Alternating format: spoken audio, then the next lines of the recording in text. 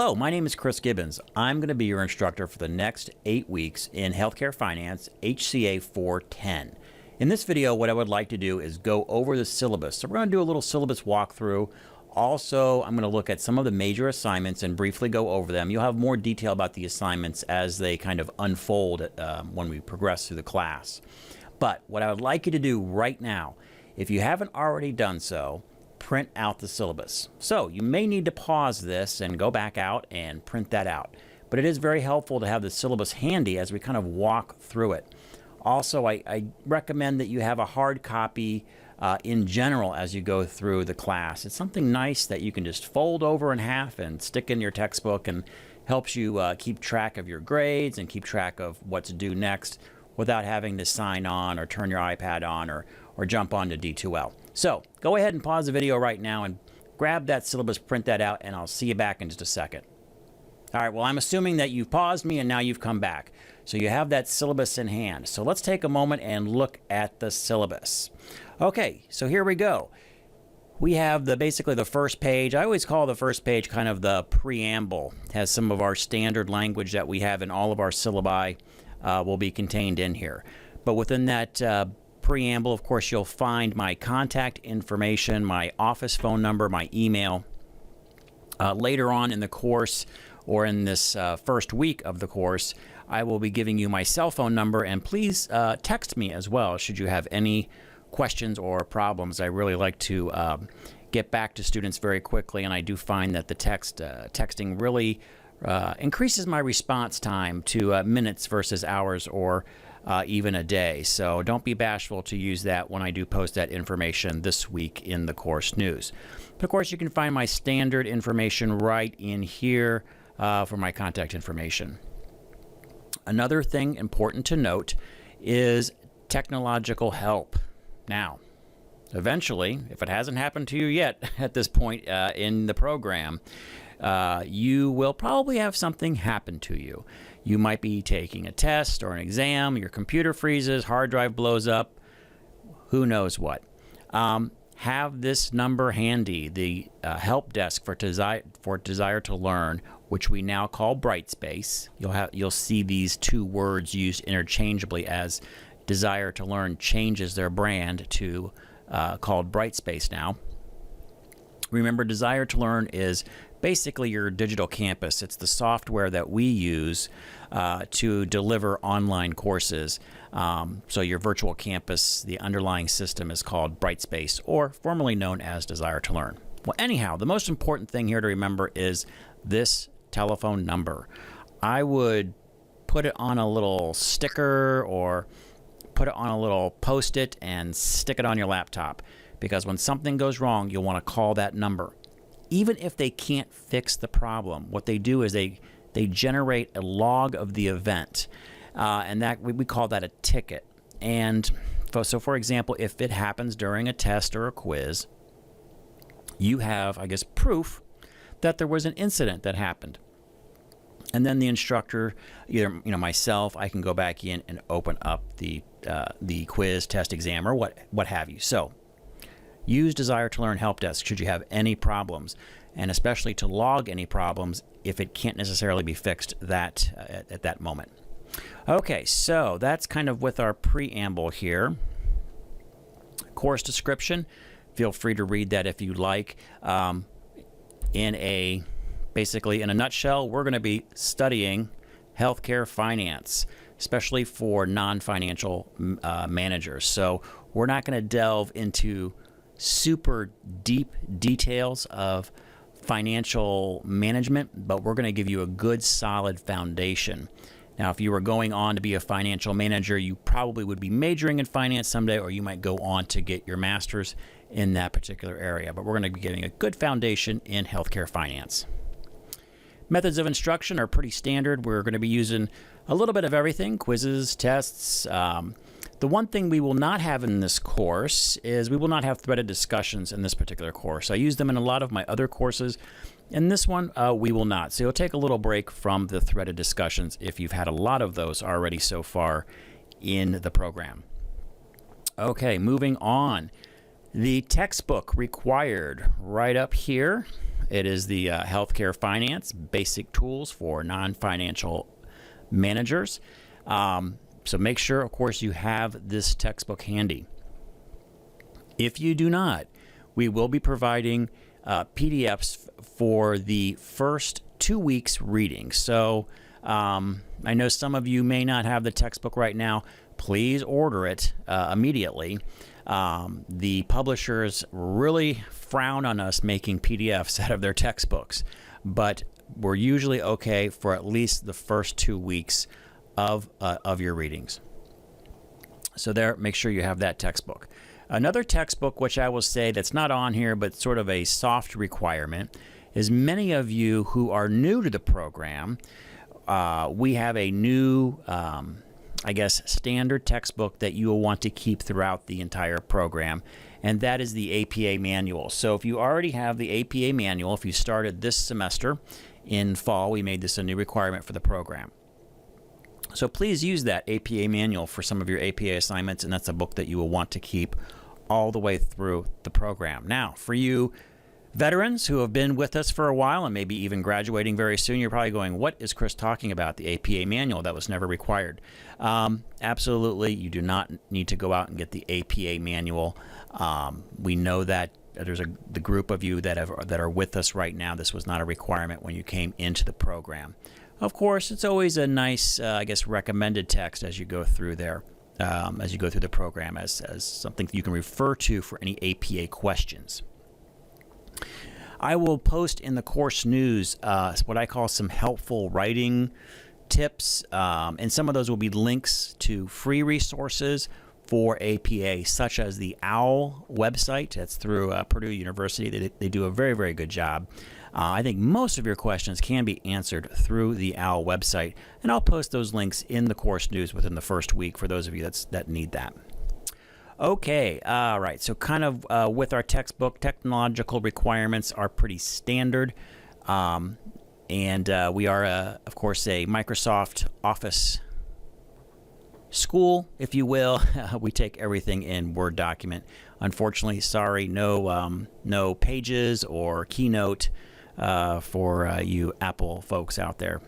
Okay.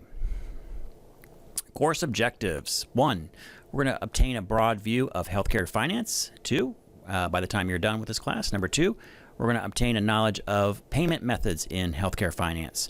3, we're going to gain introductory knowledge of income statements, balance sheets, and financial reporting. So if you've never seen one of these, you're going to be seeing these in this course, and understanding where they are, what makes them up, and how they interrelate, which is probably the most important part. And number 4, we're going to provide you an introduction to financial concepts of healthcare finance, which includes, we'll dabble a little bit in accounting and much more into the financial management. We're also going to be going not on the objectives, but implied through the objectives here that we're talking, these 4 objectives. We'll be talking about some of the really, what I call fundamentals of finance, how money works, why do things have interest rates, and what is time value of money. We're going to be going into some of that because I think that's an important foundation for you to know as a manager and even to apply to your own personal life. Okay, so that pretty much covers a lot of the preamble areas. Let's look at the grading criteria. This shows our major assignments that we'll be doing for the class, and I'll go over these in a little bit of detail here in just a few moments. But as you can see here, we have a breakdown of assignments.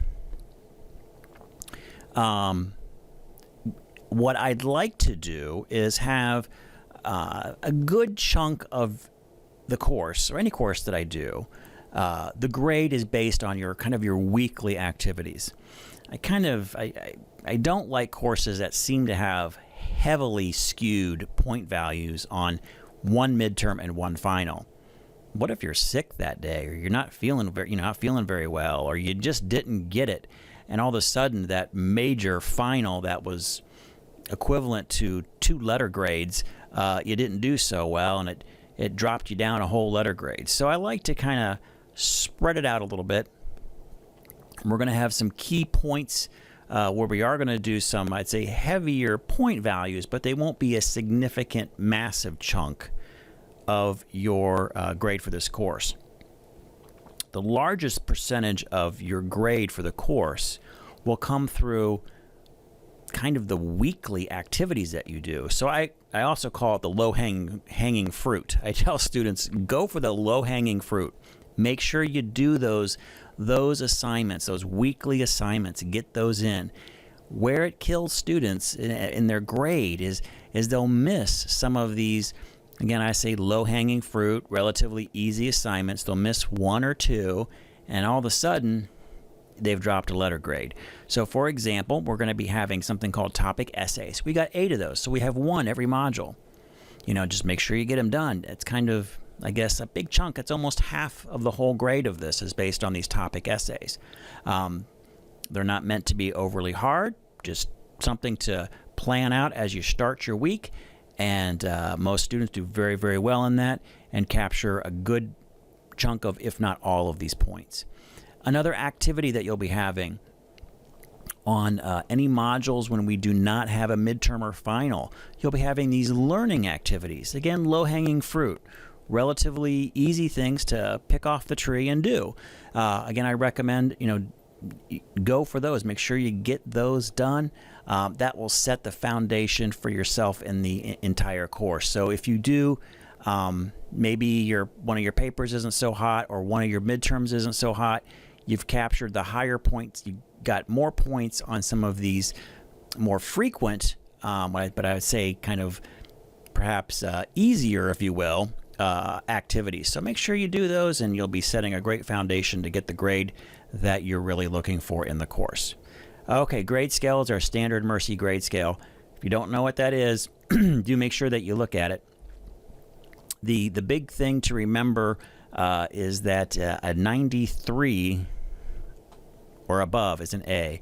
If you get a 92.5, you're in B territory. And at some schools, a 92.5 would be an A, but here at Mercy College, our grade scale is based on a 93A and above. So remember, if an A is what you want, you'll want to have 930 points by the end of this class. Okay, I promised we'd go over a little bit about the assignments that we'll be doing here. Of course, you can read these, and we'll talk about it in more detail as the course unfolds. But the first one we have highlighted here is the topic essay, and that is the one I mentioned, where we're going to have a total of 8 of these, 1 every module. And this is meant to be a 5-paragraph essay style, APA style. So what I'll give you is, I might give you in one module, there might be one topic that you'll do. You might have, in another module, you might have 5 questions posed to you. What I'm really looking for in this paper is that you do have a title page, which I will provide the topic of that week's essay. So boom, you just type that in, make sure it's an APA format on what an APA title page should look like, and you'll be fine there. The main body of what you're doing, I'm going to either structure it so you have 5 questions where you'll need 5 full paragraphs addressing those questions. Again, make sure they're full paragraphs. Where students have lost points is if I see a 3-sentence paragraph, and unless they're like miraculously written sentences, usually you probably haven't addressed that question fully. So check yourself. Make sure that you have, I guess maybe think of it as a rule of 5. You're going to have 5 paragraphs, and each paragraph should probably have 5 sentences. You might be able to get by with 4. But anything less than 4, sweet spot is 5. You may not be answering the question fully if you're in that 3-sentence range, and most likely you're not, and you might lose some points. So 5 full paragraphs that are coherent, and you should be fine. You will have a minimum of 2 recognized research references for the topic essay.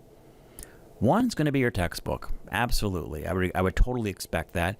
And then one other recognized research reference. I will be This could be another textbook that you may have on your shelf, or it could be a journal article. I will accept also what I say a kind of recognizable website, articles. So again, make sure that you're sticking to, I'd say, any of the reputable kind of recognized sources of business and healthcare information. Those should be fine. And then lastly, you'll need a reference page. Please remember to do that reference page in APA format. Unfortunately, every year students do lose a couple points on that reference page in the formatting. So do be careful. Okay. And just real briefly here before I go on to the next assignment, I know I'm hitting this APA thing kind of hard.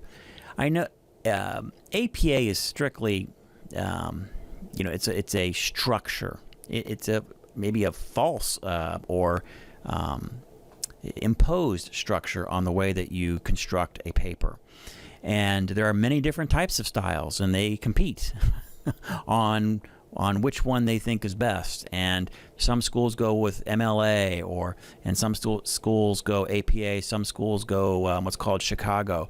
It does depend usually on the discipline of the school too. Being primarily, we are a healthcare allied health school, we have drifted, and I guess we have drifted towards the APA and have aligned ourselves with the APA format. What I tell students about APA is this, that it's the format itself it's not going to help you in life, I guess. It's not going to be the thing that you're going to need on the job. You'll never use APA outside of an academic environment, as far as I can figure out. What it does do, though, is it does teach you kind of a process. It teaches you a certain attention to detail that you will be required in various things in your professional career to have certain format issues.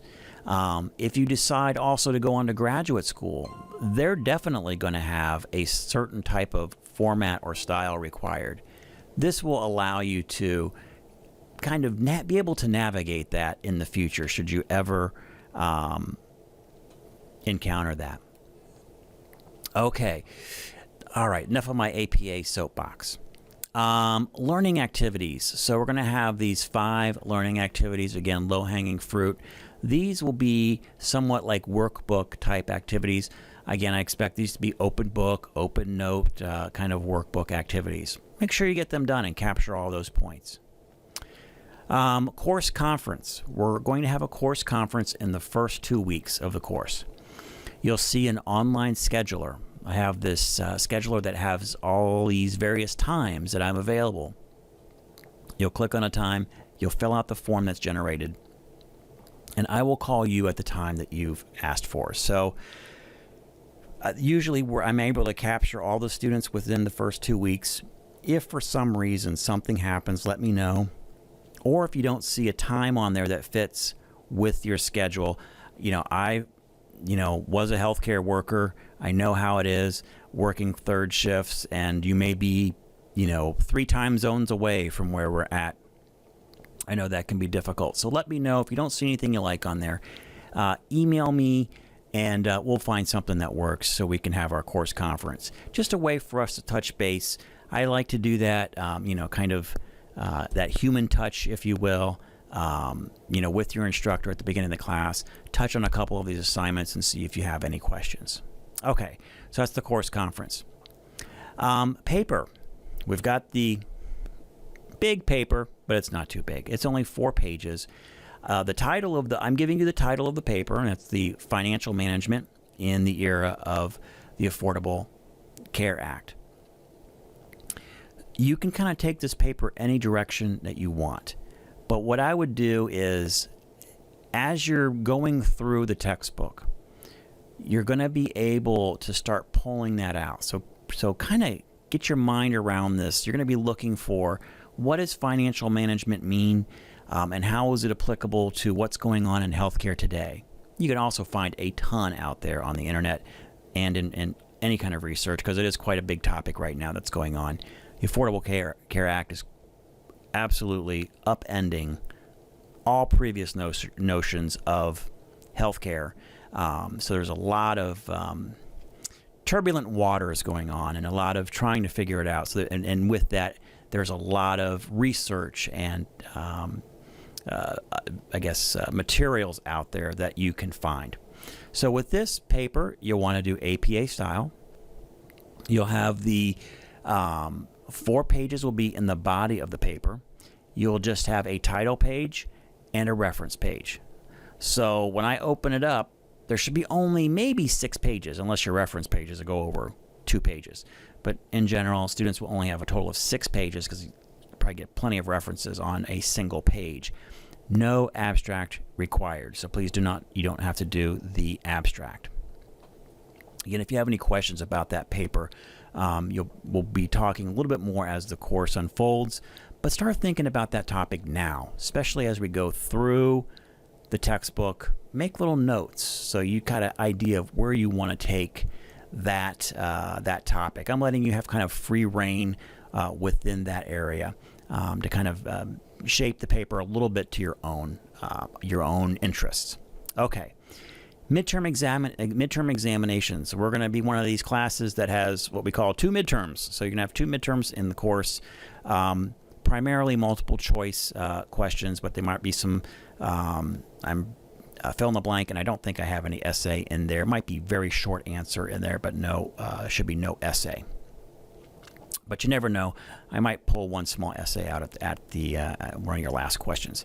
But you are going to have 2 midterms, and each one of those is worth 200 points. That'll be covering just the information that was within that time period, or covered within the modules that we have preceding the midterm examination. And then we'll have a final. The final will encompass, it's comprehensive, so it will encompass all the materials covered in the course. So anything all the way up through and including Module 8. So be prepared for that. A lot of the questions will be of similar style or content that you may have seen on your midterm examinations. So I guess know your midterm examinations. Of course, there'll be a lot of new content on there as well. But a great way to study for a final in general is through your midterms. Usually going to bring some of those points back. May not be questions exactly word for word, but maybe concepts that'll be on there. So, and that'll be worth 150 points. All right, so that covers our major, some of our major assignments. And then here, course outline. This is a great piece, great chart where you can see how the ebb and the flow of the course is going to be. You can see your reading assignments that match up with the Baker book. That is your textbook for this class. I will, one note of importance here. Notice the reading assignments. Now, in this week, in Module 1, we're reading chapters 1 through 6. Some of those chapters are pretty small. I think the page count for this week is about 60 pages. This will be the heaviest reading week of, I believe, when I added them all up, of the entire course. Your page reading will run about 50 pages. So keep that in mind as you're planning your week. Look at the amount of pages that you have to read. Nothing worse than sitting on a Sunday trying to digest 50 to 60 pages. So I would recommend read 10 pages a night. Make some notes on there, put some Post-its on there if you're going to sell your textbook back. Those important concepts. So you got those dog-eared, so you know that, hey, this might be something that might come up on the midterm. Make those notes. But if you take little bites every evening, spend an hour, read 10 pages, you'll be much better off than trying to burn through 50 pages, then do your topic essay, and maybe you got a learning activity on top of that. So if you can, try to have all your reading done before the weekend, and maybe in the weekend you can kind of clean up some of your assignments. Notice here that all of our assignments, I'm simplifying this, they'll just be due on Sunday at the end of the module. Have them in Sunday before midnight, and that's Eastern time, unfortunately, for anybody on the East Coast or on the West Coast. If you do have an issue, West Coasters, if I have anybody from California, our timestamps are based on Eastern time. So when it's actually dropped into the drop box, it's time-stamped with Eastern time. If you are a California student or in the Mountain Time Zone, Central Time Zone, just shoot me a little email and let me know, because I can't tell by just the class roster where you live. And maybe that's something that we talk about in our course conferences, because I'm not going to knock you off on points because you live in California and you got it in before midnight California time. So just let me know where you live, and I'd be happy to compensate for that. And then lastly, just want to talk about their important dates of the class for fall of 15 in the first 8 weeks. So know the important dates there. These are the dates that you can drop without any penalty or cost. Will be on Monday, August 24th. Last day of the semester, and so on, all in there. So that's nice to have. All right, so that pretty much covers what kind of our little syllabus walkthrough. Now, what I would like you to also note, and to know this, is if anything should happen during the semester. I know many of you are working. You're working in healthcare, or you might have demanding jobs, demanding family obligations. If something should happen and you have a late assignment, just let me know. I've been there. I think we've all been there from time to time in our academic careers, where you have a sick child and you're going to the ER because your kid has a terrible earache, and it's 1 o'clock in the morning. And you're sitting in an emergency room, emergency department, waiting to see a doc to get some antibiotics, and that's not going to work anyway. I mean, it's still going to run its course. So if anything like that should happen, just let me know. Send me a text or an email letting me know if you're going to be late on an assignment. As long as you keep the communication going, that is where I have the most leeway in working with students. It's where if you're not communicating with me and I don't see the assignment, and 2 or 3 days go by, and then I'm kind of stuck as far as applying penalties for any late work. So again, just please let me know, and I'm more than happy to work with folks. We're all adults here, adult learners.